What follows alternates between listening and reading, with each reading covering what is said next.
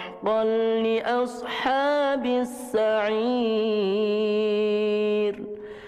إن الذين يخشون ربهم بالغيب لهم مغفرة وأجر كبير وأسروا قولكم. Alhamdulillah, alhamdulillahi rabbil alamin. Alhamdulillahilladzi arsala rasulahu bil huda wa dinil haq liyudhhirahu 'ala dini kullihi wa kafa billahi syahida. Asyhadu an la ilaha illallah wahdahu la syarika lah wa asyhadu anna sayyidana wa nabiyyana Muhammadan 'abduhu wa rasuluh la nabiyya ba'dah. Allahumma salli wa sallim ala sayyidina Muhammad wa ala alihi wa sahbihi ajma'in.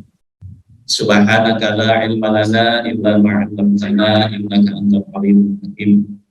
Bapak Ibu jamaah yang ada di Masjid Nurul Ihsan di Jambi, para pendengar, para penyimak yang melalui Facebook, IG, kemudian MKTV, insya Allah merilai di seluruh Indonesia, Pak. Jadi subhanallah, dengan teknologi kita berada di sini, tapi saudara-saudara kita di seluruh Indonesia pagi hari ini bisa bersama-sama dengan kita. Mudah-mudahan silaturahim ini menjadi amal soleh bagi kita semuanya dan menjadi ladang amal bagi kita. Mudah-mudahan ini menjadi bekal kita untuk kembali menghadap Allah Subhanahu wa Ta'ala. Amin. Allahumma amin. Salawat serta salam semoga senantiasa Allah limpah curahkan kepada junjungan kita Habibana wa Sayyidana Muhammadan sallallahu alaihi wasallam beserta keluarganya, para sahabatnya dan juga para pengikutnya. Mudah-mudahan termasuk kita semuanya. Bapak Ibu yang baik, ketika kita akan membangun satu bangunan, misalkan Masjid Nurul Ihsan ini, maka paling tidak ada 3 hal yang harus kita persiapkan dengan maksimal. Apa 3 hal yang harus kita persiapkan? Yang pertama adalah pondasinya. Pondasinya harus kokoh, harus kuat. Yang kedua apa? Tiang-tiangnya. Tiangnya harus kokoh, tiangnya harus kuat. Yang ketiga adalah atapnya. Kalau masjid ini kita persiapkan 3 hal minimal: pondasinya kokoh, tiangnya kuat, atapnya juga kokoh, maka siapapun yang berada dalam masjid ini akan aman dan nyaman. Bahkan bukan hanya yang berada dalam masjid, orang yang ada di luar masjid pun akan merasa aman. Bayangkan kalau Masjid Nurul Ihsan ini dibangun tapi nggak pakai pondasi. Yang tidak nyaman bukan orang yang masuk masjid saja, tapi tetangga kanan kiri kita juga tidak merasa aman. Jangan-jangan nanti pada saat musim hujan masjidnya roboh. Kenapa? Pondasinya tidak bagus. Nah, inilah yang Allah sampaikan di dalam Al-Quran. Ya ayyuhalladzina amanu dukhulu fis-silmi kafah.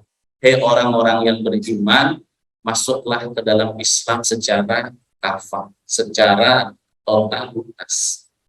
Seseorang dikatakan Islamnya kafah itu kalau 3 hal itu benar. 1, akidahnya benar.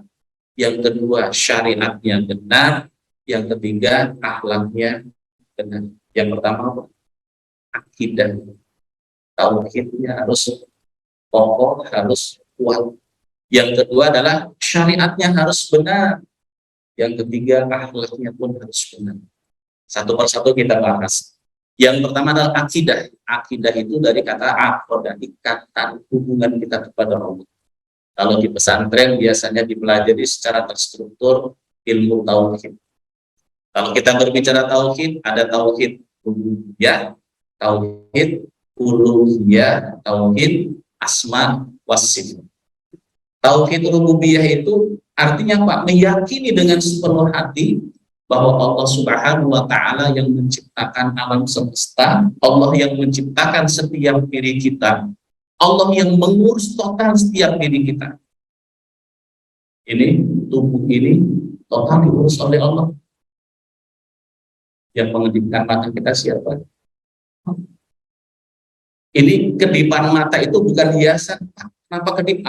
Supaya tambah cakep. Bukan. Mata ini dikedipkan oleh Allah Subhanahu wa taala karena ternyata kalau mata itu tidak berkedip dalam jangka waktu beberapa menit, itu menimbulkan apa? Iritasi. Karena kedipan itu adalah untuk membasahi ya bola mata ini. Jadi kalau mata itu berkedip, bola matanya basah. Terus seperti itu. Kebayang kalau tidak bisa berkedip, coba. Sekarang dicoba nggak usah berkedip, matanya terbuka setengah jam saja misalkan, itu sudah sakit. Ya. Ini yang ngatur semuanya Allah. Yang memberikan cairan mata kita adalah Allah. Ukurannya pas diatur oleh Allah. Ada seorang jamaah pernah datang ke pesantren, beliau menyampaikan, Ustaz, mata saya itu ada masalah. Masalahnya apa, Pak? Cairan mata itu berkurang. Jadi setiap 1 jam sekali harus dikasih obat tertentu cairan. Kalau tidak, bagaimana rasanya? Kalau tidak dikasih cairan tersebut, sakit. Oh, ternyata matanya itu tidak bisa memproduksi cairan sesuai dengan kebutuhannya. Langsung merenung, ya Allah, selama ini saya tidak pernah berpikir bahwa itu total diurus oleh Allah Subhanahu wa taala. Kita baru merasakan betapa berharganya mata kapan? Tatkala matanya sakit, ya. Ketika mata kita sakit, ya Allah, ternyata sakit mata itu nggak enak. Sholat sujud lama-lama seperti mata mau jatuh, kan begitu, sakit sekali. Ini setiap saat mata kita diurus oleh Allah Subhanahu wa taala. Luar biasa itu. Kapan waktunya air mata keluar, kapan waktunya air mata tidak keluar. Bayangkan kalau sekarang lagi duduk begini, tiba-tiba air matanya keluar, ngalir gitu. Kita tidak nyambung. Itu yang ngurus Allah. Nih, yang menumbuhkan rambut kita Allah. Saya tidak akan mengatakan sebagian sudah meninggalkan dunia hitam ya. Tapi realisasinya nih, mohon maaf, rambut saya sudah mulai memutih. Dulu mungkin 10 tahun yang lalu rambutnya masih hitam. Sekarang sudah mulai memutih, dan Bapak Ibu juga sudah kelihatannya demikian kan. Coba kalau hebat ya. Jangan memutih rambutnya. Walaupun setiap hari minumnya minuman yang serba hitam, ya, minuman yang hitam, kopi yang hitam lekat, air putih yang hitam tetap putih ya. Minuman yang serba hitam, makanan serba hitam, tetap aja rambutnya putih, ya putih. Tidak bisa menghalangi tumbuhnya rambut ya yang warna putih. Kemudian pertumbuhan rambut di beberapa tempat berbeda-beda. Rambut di kepala pertumbuhannya berbeda dengan rambut yang ada di hidung, ya, kumis, bulu mata, pertumbuhannya berbeda-beda. Kalau pertumbuhannya sama, semua rambut pertumbuhannya sama, repot. Kalau mau makan diginikan dulu, dibuka dulu. Kenapa? Penuh dengan rambut ini. Subhanallah. Diatur oleh Allah Subhanahu wa taala. Tadi surat yang kita baca, Wabi ayyi rabbikuma tukadziban. Nikmat mata tadi yang mustahil. Bangun tidur, subhanallah, kita bangun tidur, istirahat, nyenyak, badan menjadi segar. Langsung bisa melihat. Alhamdulillah ya Allah, mata saya bisa melihat hari ini. Makanya Rasulullah mengajarkan kepada bangun tidur baca doa. Doanya gimana? Alhamdulillahilladzi ahyana ba'dama amatana wa ilaihi nusyur. Kepada Allah Subhanahu wa taala, Allah menghidupkan kembali, Allah memberikan kenikmatan kepada kita luar biasa. Nih, Bapak Ibu yang baik, buku kita terus bertambah ya. Terus bertambah panjang dan keras. Tapi gigi kita tidak memanjang. Coba bayangkan kalau misalkan gigi kita itu tumbuh memanjang seperti kuku, Di hadapan saya ini yang sudah sepuh-sepuh, mohon maaf itu giginya sudah panjang-panjang. Kalau ngambil makanan tidak perlu pakai tangan, cukup pakai gigi. Nah, kan gitu ya. Subhanallah, diatur oleh Allah, kuku memanjang, tapi gigi tidak memanjang. Ya, sama-sama keras. Anak kita yang masih kecil giginya tanggal. Begitu giginya tanggal langsung tumbuh gigi baru. Setelah tumbuh gigi baru, begitu sama dengan sebelahnya, apakah terus memanjang? Tidak berhenti. Padahal orang tuanya nggak pernah pesan. Nggak pernah pesan. Nah, nanti kalau giginya sudah sama dengan sebelahnya, berhentian ya. Jangan terus memanjang. Nggak pernah pesan apapun. Tapi oleh Allah Subhanahu wa Ta'ala dibuat. Ya, bagaimana gigi kita itu tidak. Nih, tangan kita bisa bergerak seperti ini. Di para pemirsa di MKTV seluruh Indonesia, ya. Kalau di MKTV bisa melihat gerakan saya, ya. Yang di yang lainnya, insya Allah di YouTube, di Facebook, nih, tangan kita bisa bergerak seperti ini. Kenapa? Ada ruas-ruasnya. Ini ada cairan yang membuat bisa bergerak, ya, bisa bergerak dan tidak terasa sakit. Ada seorang jamaah yang dirawat di rumah sakit, kenapa? Nggak bisa jalan, persendiannya itu tidak bisa memproduksi cairan sesuai dengan kebutuhan. Kan kalau ini tulang ketemu dengan tulang, ya, tulang ketemu, ketika beradu pasti sakit. Tapi oleh Allah diberikan cairan supaya tidak sakit. Cairannya juga sesuai dengan kebutuhan. Dalam tubuh manusia ada berapa sendi? 360 sendi. Di dalam hadisnya kan begitu. 360 sendi. Bayangkan kalau 360 sendi itu diurus oleh Allah, oleh kita sendiri. Kita nggak punya pekerjaan, kerjanya Pak ngurusin sendi. Tapi subhanallah, Allah semua berikan untuk kita. Nah, orang yang memiliki tauhid rububiyah seperti ini, buahnya apa? Yakin. Ya, kenapa? Hidup kita sudah dijamin oleh Allah. 4 bulan dalam perut ibu kita saat itu, salah satu yang ditetapkan oleh Allah, rezekinya. Rezekinya sudah ditetapkan oleh Allah Subhanahu wa Ta'ala. Tinggal kita menyempurnakan ikhtiar dengan menjemput rezeki, bukan mencari. Ternyata Pak, menjemput, apa bedanya mencari dengan menjemput?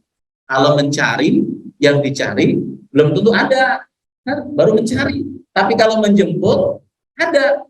Ditanya, Pak mau kemana? Mau jemput istri, berarti sudah punya istri. Tapi Pak mau kemana? Mau mencari istri, berarti belum punya istri, baru mau mencari. Mau kemana? Mau ke masjid, mau ngapain? Mau nyari istri. Bisa jadi belum punya istri, ya, sehingga mencari, menjemput rezeki. Kewajiban kita menyempurnakan ikhtiar dalam menjemput rezeki dari Allah Subhanahu wa Ta'ala dengan yang namanya 5 As. Apa 5 As?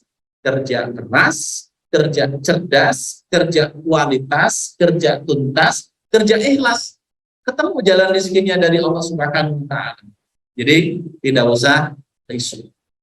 Ada orang yang mohon maaf sudah kaya tapi korupsi. Kenapa? Tidak yakin, takut miskin, ternyata habis korupsi, ketangkap, harta yang dikumpulkan, nggak bisa menikmati. Kenapa? Di penjara. Korupsi, hasil korupsinya dipakai beli mobil mewah. Setelah dapat mobil mewah, langsung ditangkap oleh KPK, masukkan ke dalam penjara. Apakah menikmati mobil mewahnya? Ternyata tidak. Yang menikmati siapa? Supir sama pembantu. Korupsi, kemudian bikin kolam renang di rumahnya, yang menikmati siapa? Pembantu. Makanya bibi, pembantu, jadi langsing-langsing. Kenapa? Karena disiapkan fasilitasnya oleh tuannya, oleh majikannya, hasil korupsi. Udah yakin bahwa rezeki kita itu sudah dijamin oleh Allah Subhanahu wa Ta'ala. Gak usah risau, gak usah takut. Sebentar ini.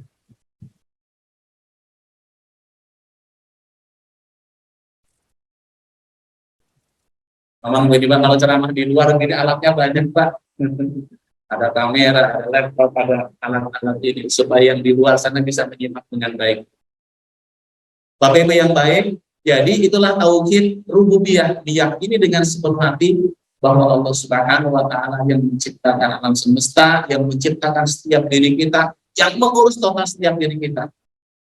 Orang yang memiliki tauhid rububiyah, buahnya adalah tenang menghadapi hidup. Nggak usah risuk, sekarang kerjanya menyempurnakan ikhtiar agar ditolong oleh Allah Subhanahu wa taala. Udah selesai. Ya. Jadi pedagang, jadilah pedagang yang jujur karena pasti dijamin oleh Allah Subhanahu wa taala rezekinya. Ada orang yang dagang tidak jujur, mengurangi takaran, timbangan. Itu memang jatah rezeki dia yang tadinya halal berubah menjadi haram. Karena dia apa? Tidak sabar, tidak yakin dengan jaminan dari Allah Subhanahu wa taala. Tauhid rububiyah. Yang kedua adalah tauhid uluhiyah. Ilahun, menjadikan Allah sebagai satu-satunya ilah dan yang kita sembah. Ya. Tempat kita memohon, tempat kita berlindung, tempat kita berharap, ya, tempat kita meminta, itu hanyalah Allah Subhanahu wa taala. Makanya di awal Islam berkembang di Mekah, Rasulullah melarang para sahabatnya itu apa? Ziarah kubur. Tuntunaha itu Quran ziaratil kubri. Aku melarang kalian ziarah kubur. Kenapa? Ternyata orang yang ziarah kubur mintanya bukan kepada Allah, mintanya kepada orang yang sudah meninggal. Tapi kemudian ketika tauhidnya sudah bagus, ya, orang ziarah kubur bukan untuk meminta kepada orang yang sudah meninggal dunia, tapi minta kepada Allah dan mengambil iktibar pelajaran dari orang yang sudah meninggal dunia, maka Rasul mengatakan untuk nahidukum an ziyaratil kubri fazuruha. Dulu aku melarang kalian untuk ziarah kubur dan sekarang aku perintahkan kalian untuk ziarah kubur. Kenapa? Banyak pelajaran yang bisa diambil dari ziarah kubur tersebut. Hanya meminta, memohon berlindung kepada Allah Subhanahu wa taala. Tidak berlindung kepada selain Allah. Kepada Allah total. Yakin buahnya tenang tadi, orang yang yakin dengan jaminan pertolongan Allah, buahnya ketenangan. Seperti inilah simulasinya begini. Ada orang yang baik sekali. Orang yang baik ini datang ke kita. Pak, Bapak kebutuhan sehari berapa? 100.000 cukup. Baik, mulai hari ini Bapak akan saya beri 1 juta. Kebutuhannya 100.000 dikasih 1 juta. Bagaimana caranya? Setiap bangun tidur di bawah bantal Bapak akan ada uang 1 juta bahkan lebih. Benar Pak? Bangun tidur, malam nggak bisa tidur penasaran karena syaratnya harus tidur terlebih dahulu. Berarti malam memaksakan diri harus tidur. Bangun tidur, pas diangkat bantalnya, ternyata benar ada uang 1 juta. Alhamdulillah, ternyata benar ada uang 1 juta. Padahal kebutuhannya 100.000. Hari berikutnya ternyata bangun tidur dibuka lagi, ada lagi bahkan lebih dari 1 juta hari itu. 2 juta. Hah? Kemarin 1 juta, sekarang 2 juta. Dan itu setiap hari seperti itu. Pertanyaannya adalah ketika harga BBM naik, harga BBM naik, orang ini kira-kira panik nggak? Tidak. Kenapa? Apa yang didapatkan lebih dari yang dibutuhkan. Butuhnya 100.000, ternyata dikasihnya bukan 100.000, tapi 1 juta, 1,5 juta, 2 juta, lebih dari kebutuhan kita. Nah, orang yang seperti itu pasti tenang menghadapi hidup. Kenapa? Sudah ada yang jamin dunianya. Allah Subhanahu wa taala lebih dari itu. Menjaminnya itu lebih dari itu. Ya. So, habis sholat subuh tadi doanya kita apa? Sedikit yang kita minta kepada Allah. Paling doa terakhir penutup, Rabbana atina fid dunya hasanah wa fil akhirati hasanah. Yang kita minta sedikit, tapi yang diberikan oleh Allah Subhanahu wa taala banyak, lebih dari yang kita minta. Apa yang kita dapatkan lebih daripada yang kita minta. Kita tidak minta kepada Allah, ya Allah saya ingin bisa melihat, Allah kasih. Ya Allah saya ingin bisa bernapas, Allah kasih. Tidak minta, ya Allah saya ingin bisa berjalan, Allah kasih, kita bisa berjalan. Apa yang Allah berikan kepada kita lebih dari itu. itu karunia dari Allah Subhanahu wa Ta'ala. Tauhid rububiyah, tauhid uluhiyah, tauhid asma wa sifat. Yang penting Allah memiliki nama-nama, Allah Maha melihat, Allah Maha mendengar, Allah Maha mengetahui, Allah Maha mendengar. Subhanahu. Yang kedua, nah, tadi fondasinya adalah tauhid, keyakinan kita kepada Allah Subhanahu wa Ta'ala. Yang kedua adalah tiang-tiangnya, syariatnya harus benar, ibadahnya harus benar. Ibadah yang benar itu minimal memenuhi dua kriteria. Satu, niatnya benar, caranya benar. Kalau niatnya benar, caranya tidak benar, tidak menjadi nilai ibadah. Tiba-tiba Allahu Akbar, sholat. Ditanya, tadi kamu sholatnya wudhu tidak? Nggak wudhu. Memang niatnya benar, mau sholat tahiyatul masjid, tapi tidak wudhu terlebih dahulu, sholatnya nggak sah. Kenapa? Syarat sahnya harus berwudhu, suci, hadas besar, hadas kecil. Dia tidak wudhu, sholatnya tidak sah. Jadi tidak hanya cukup niatnya benar saja, tapi caranya juga harus benar. Itulah sesuatu dinilai ibadah. Memenuhi dua ketentuan, niatnya benar, caranya benar, akan menjadi nilai ibadah. Kalau salah satunya tidak ada, tidak menjadi nilai ibadah. Orang bikin bolu, ibu-ibu bikin kue bolu spesial, pakai resep spesial yang ada dalam buku resep, panduan buku resep, ya, bikin bolu. Tapi bahan yang digunakan untuk bikin bolu sudah kedaluarsa. Memang terigunya sekian, telurnya sekian, gulanya sekian, semuanya jelas sesuai dengan yang ada dalam buku resep. Tapi ternyata bahan-bahannya dari bahan-bahan yang sudah tidak layak digunakan. Telurnya busuk, terigunya sudah tidak layak digunakan, sudah bau, ya. Kemudian apalagi bahan-bahannya semua sudah tidak layak digunakan. Dibikin bolu dengan yang ada dalam resep, hasilnya kira-kira gimana? Tidak sesuai dengan yang diharapkan. Bolunya tidak bisa dimakan. Kenapa? Kalau dimakan membahayakan kesehatan. Walaupun resepnya itu resep spesial, tapi karena bahan bakunya itu tidak dari barang-barang yang bagus, maka tidak menjadi bolu spesial. Nah, ini sebuah contoh saja. Tidak cukup kita punya niat yang baik, tapi juga harus dengan cara yang baik agar dinilai ibadah oleh Allah Subhanahu wa Ta'ala. Allah menyampaikan di dalam Al-Quran, "Wa ma khalaqtul jinna wal insa illa liya'budun." Tidaklah sekali-kali aku ciptakan jin dan manusia kecuali hanya untuk beribadah. Jadi kita harus setiap saat, kapan saja, apapun yang kita lakukan harus bernilai ibadah di sisi Allah Subhanahu wa Ta'ala. Nah, Bapak Ibu yang baik, tauhid uluhiyah, rububiyah, asma wa sifat, kemudian syariatnya harus benar yang kedua. Yang ketiga adalah akhlaknya harus baik. Ya, akhlaknya harus baik.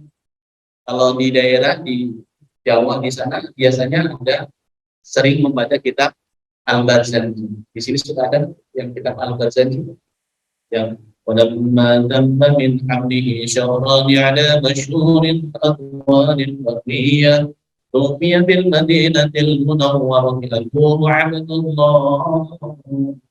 Itu kan Syekh Al-Barzanji yang menulis sirah sejarah Rasulullah dari mulai Rasulullah belum lahir, sebelum lahir sampai Rasulullah wafat. Isinya tentang sejarah Rasulullah, termasuk tentang akhlak Rasulullah SAW.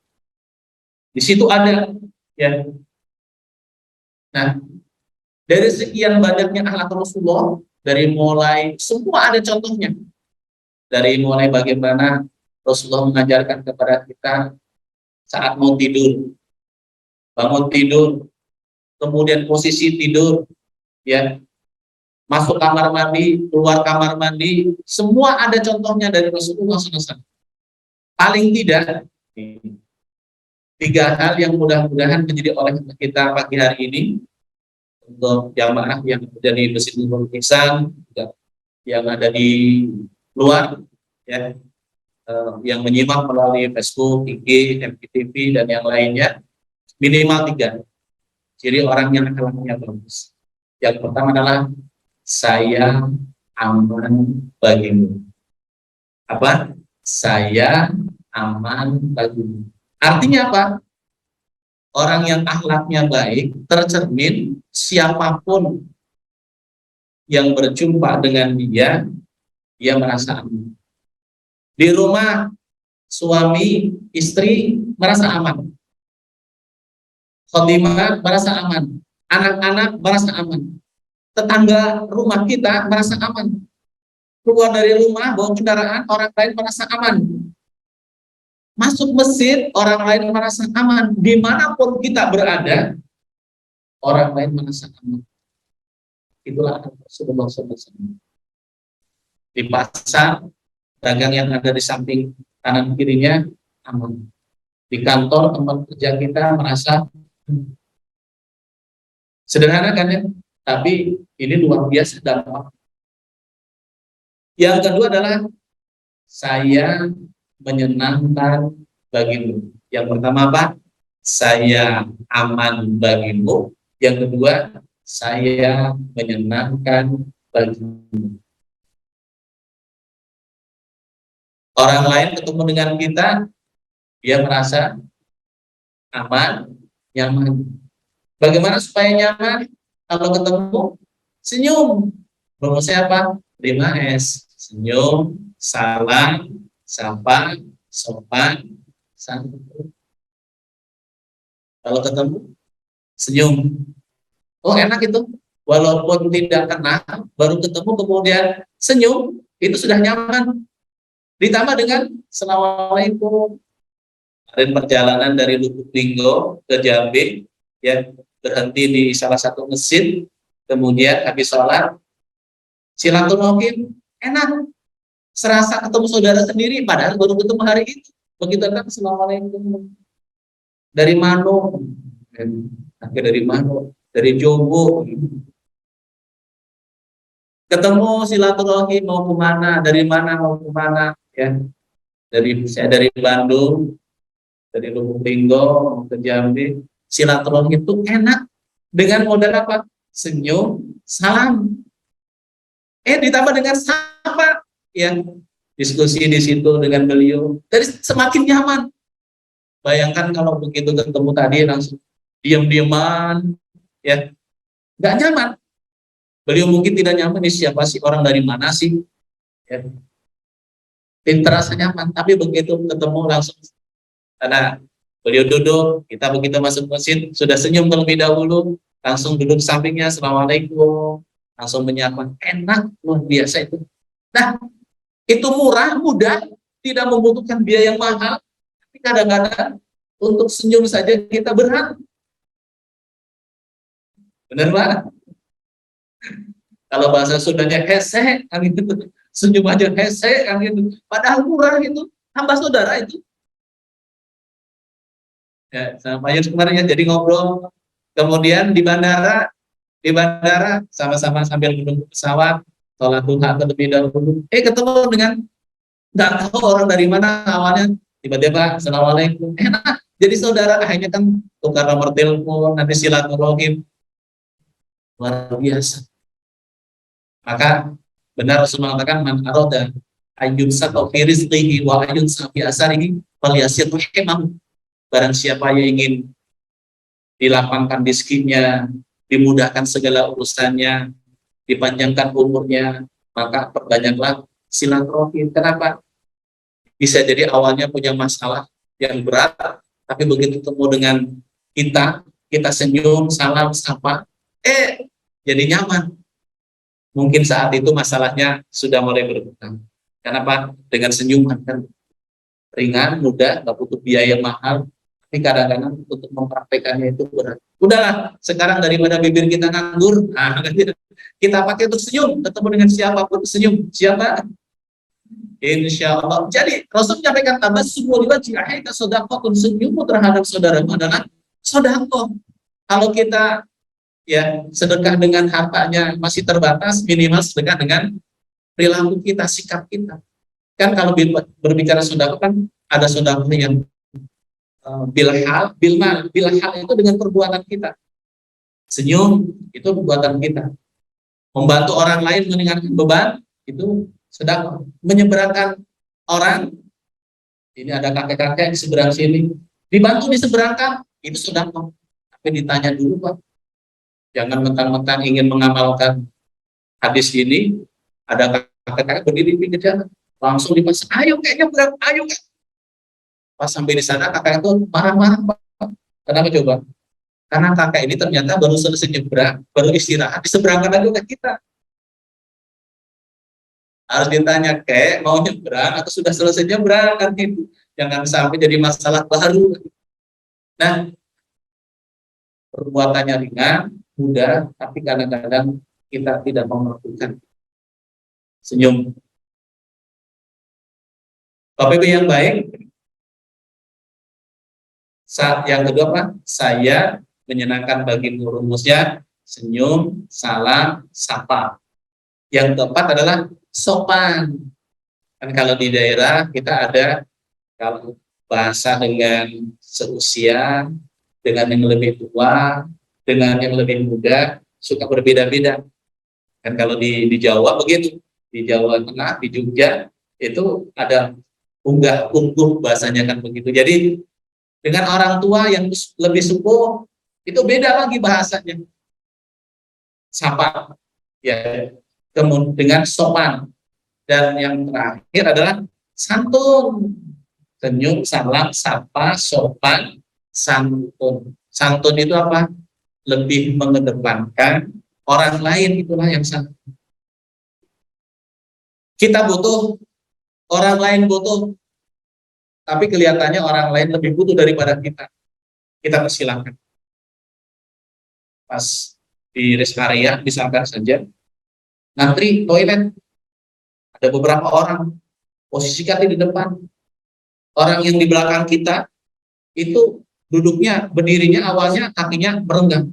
Lama-lama kakinya merapat, lama-lama kakinya merapat, lama-lama kakinya disilang, lama-lama sudah tercium baunya. Harus diberikan kesempatan untuk masuk terlebih dahulu. Jadi kasihan kan itu, kan awalnya kakinya berdiri tegak kan itu. Kemudian sudah mulai merapat, itu sudah semakin mendesak itu, merapat lagi, sudah mendesak lagi, merapat lagi, mendesak lagi. Lama-lama disilang kakinya, takut keluar kan gitu. Nah, kita persilahkan orang lain duluan, ataupun juga yang lain ini. Ada seorang mahasiswa masuk bus, duduklah. Tiba-tiba ada ibu-ibu yang sedang hamil, Mas. Langsung mengamalkan 5S, tapi baru 4, tidak 5. Assalamualaikum Ibu. Waalaikumsalam. Ibu sehat? Alhamdulillah. Ibu sedang mengandung ya? Ya iyalah Mas, ada bulan disimpan di sini kan gitu ya. Berapa bulan Bu? 9 bulan. Berarti sebentar lagi Bu ya? Iya, alhamdulillah. Senyum, salam, sapa, sopan, santun. Bahasanya bagus ya. Komunikasinya bagus. Tapi terakhir yang tidak enak begini. Bu, Ibu ingin tidak punya anak yang kuat? Oh ya, inginlah kuat, yang sehat, yang Bu, anak yang kuat itu lahir dari seorang ibu yang kuat juga. Jadi supaya ibu kuat, maka silakan ibu berdiri saja kan gitu. Memang pakai bahasa yang bagus ya, senyum, salam, sapa, sopan, santun, bilang santunnya. Kan harusnya kan, kalau begitu ibu silakan duduk saja, saya berdiri. Harusnya begitu harapannya. Jadi walaupun dari awal pakai senyum, salam, sapa, sopan, ya pasti ibu tuh berharap closingnya adalah dipersilakan untuk duduk. Ternyata tidak dipersilakan untuk duduk. Akhirnya apa? Ya tidak nyaman kan begitu. Tetap. Nah inilah santun. Kita runut lagi ya, bagaimana akhlak Rasulullah SAW. Yang pertama, saya aman bagimu. Dimanapun kita berada, orang lain harus aman dengan keberadaan kita. Yang kedua adalah, saya menyenangkan bagimu. Dimanapun kita berada, orang lain merasa senang. Kenapa? karena komunikasi kita. Yang ketiga adalah saya bermanfaat bagi. Rasul menyampaikan khairun nas anfa'uhum linnas. Sebaik-baik manusia adalah manusia yang paling banyak memberikan manfaat untuk orang lain. Apapun yang bisa kita lakukan untuk memberikan manfaat kepada orang lain, kita lakukan.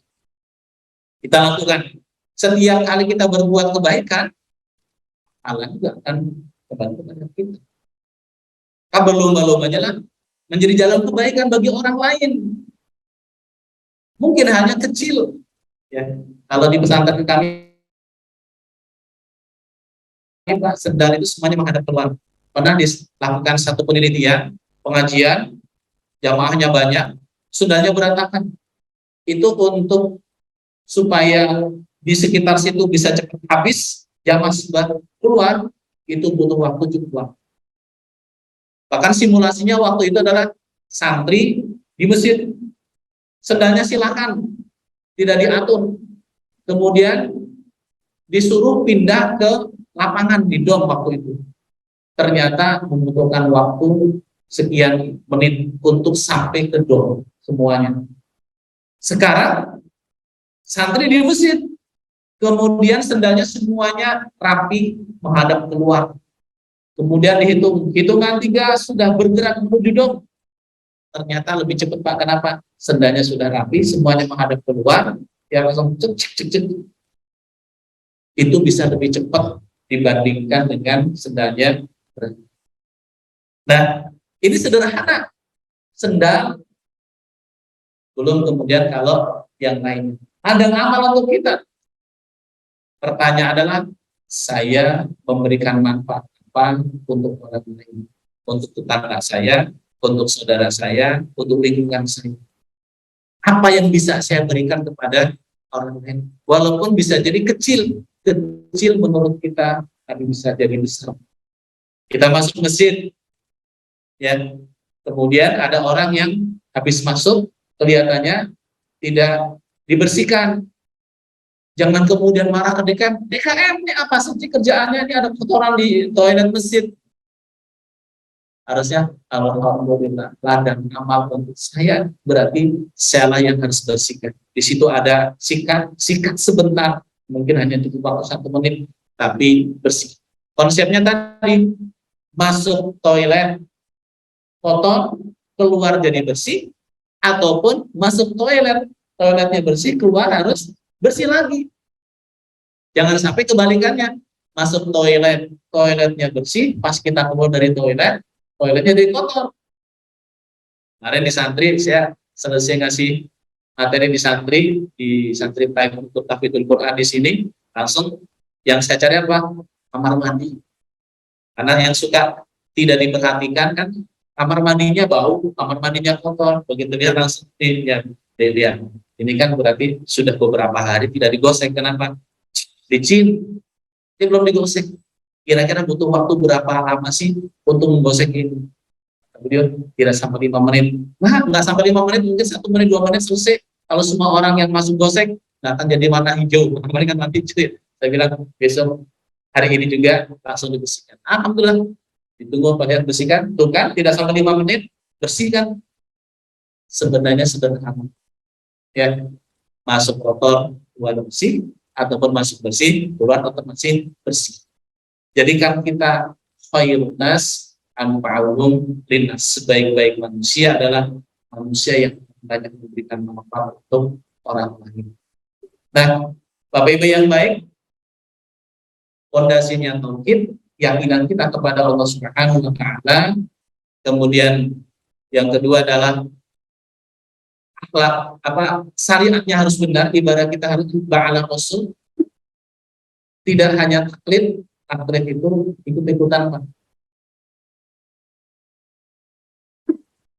Suatu saat tanya ke santri, katanya, antum sebelum masuk pesantren sholat subuhnya pakai kunut tidak? Pakai, Ustaz. Tahu nggak dasarnya kunut? Nggak tahu, Ustaz. Karena di masjidnya pakai kunut. Sebelahnya, sebelum masuk Darut Tauhid, sholat subuhnya pakai kunut tidak? Tidak, Ustaz. Kenapa? Karena di masjid saya tidak pakai kunut. Tahu nggak dasarnya tidak pakai kunut? Nggak tahu juga. Jadi ternyata yang pakai kunut nggak tahu dasarnya, yang tidak pakai kunut pun tidak tahu dasarnya. Itu namanya taklid. Harusnya kan gitu. Kenapa pakai kunut? Ya, ada satu hadis yang menyebutkan qanata Rasulullah SAW fi sholati subhi hatta faraqat dunya. Rasulullah SAW yang mulia, beliau lakukan kunut di sholat subuh sampai beliau wafat. Itu kan menjadi landasan qanata Rasulullah SAW fi sholati subhi hatta faraqat dunya. Nah, kalau kita sudah bisa menyebutkan ataupun menyampaikan, ya saya tidak hafal hadisnya, tapi saya pernah mendengar ustadz saya, guru saya menyampaikan hadis tentang Rasulullah SAW melaksanakan sholat subuh dan membaca kunut. Berarti itu bukan taklid lagi, mutabi.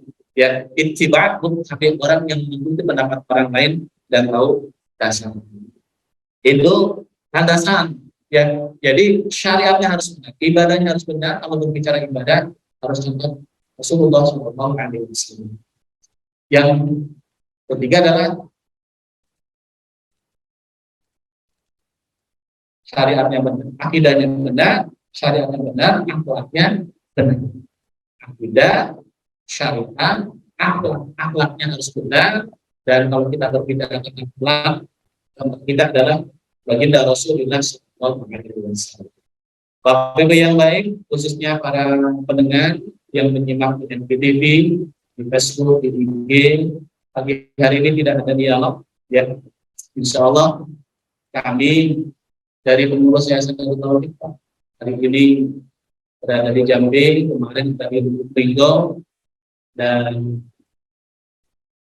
terus kita akan keliling. Kita ada cabang Darut Tauhid Peduli, Pak, di Jambi ini dipimpin oleh Teh Hasan yang sebagai pimpinan KP, yang perwakilan di Jambi. Mohon dibantu, Pak, doakan Darut Tauhid. Kita juga sedang membangun pendidikan non formal pesantren Baitul Quran, yang ada Baitul Quran di Jambi, ada Ikhwan, ada Ikhwan, yang insya Allah dalam waktu dekat ini kita akan membangun masjidnya di area yang Ikhwan. Doa dari Bapak Ibu sekalian, mudah-mudahan Baitul Quran mungkin khusus kita menyiapkan kader-kader anak-anak kita untuk hafal Al-Quran. Senang, Pak, kalau lihat anak-anak kita, mereka belajar Al-Quran, tidak menghafal Al-Quran. Dan kalau kita dipilih oleh Allah menjadi jalan saudara-saudara kita, anak-anak kita bisa hafal Al-Quran, luar biasa. Dalam hadis Rasul menyampaikan, adalah al-khairin ala bisku dari ma'ali bin ghairi ayyan tersebut. Barang siapa yang menjadi jalan orang lain berbuat kebaikan, maka baginya pahala seperti orang yang melakukan kebaikan tersebut tanpa mengurangi sedikit pun pahalanya. Jadi kalau kita membangun pesantren, membangun mesin, membangun asrama di situ, pesantren menghafal, pahalanya juga mengalir kepada kita. Makanya nanti di akhirat ada orang yang terheran, ya Allah, saya dulu kan tidak hafal Al-Quran, tapi kenapa saya sekarang dikumpulkan dengan orang-orang yang hafidul Quran? Oh, ternyata karena kita dulu menjadi jalan orang-orang yang hafal. Saya closing terlebih dahulu, Bapak Ibu yang baik, untuk yang ada di TV, di media-media yang ada di kita, di game, Facebook, dan lainnya. Mudah-mudahan ini menjadi ilmu yang berharga bagi kita sekalian, dan mudah-mudahan Allah pilih kita menjadi orang-orang yang senantiasa memperbaiki diri, senantiasa terus tidak pernah berhenti belajar sebagai bekal kita untuk beribadah kepada Allah. Terima kasih, sampai ketemu lagi Bapak yang ada di media Darut Tauhid. Assalamualaikum warahmatullahi wabarakatuh. Ketua Yayasan Indonesia Mengaji menyampaikan 65% dari jumlah penduduk Indonesia beragama Islam tidak bisa membaca Al-Quran. Assalamualaikum warahmatullahi wabarakatuh. Data lewat Republika, 147,5 juta umat Islam di Indonesia belum bisa membaca Al-Quran atau buta huruf Quran. Departemen Agama mencanangkan minimal 5 juta mushaf diperlukan di Indonesia ini setiap 1 tahun.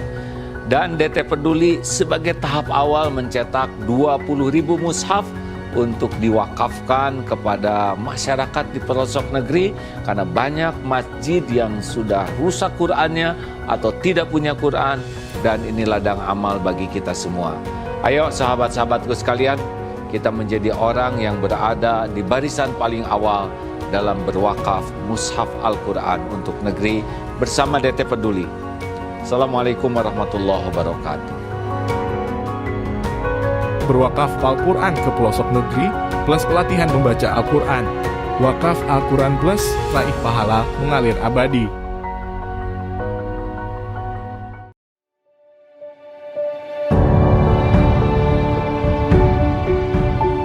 Saudaraku sekalian, ini adalah kawasan Eko Pesantren 2 di daerah Parompong. Masya Allah, luasnya 4,6 hektar dan di sini akan segera dibangun masjid dan pesantren. Islam sangat serius untuk menjaga kelestarian alam, rahmatan lil alamin. Dan mudah-mudahan menjadi ladang amal bagi siapapun yang memang merindukan membangun masjid, membangun lembaga pendidikan. Inilah kesempatan untuk beramal. Saya sangat senang sekali di daerah saya akan dibangun pembangunan masjid sama pesantren. Semoga pembangunan di sini lancar dan diberkahi sama Allah.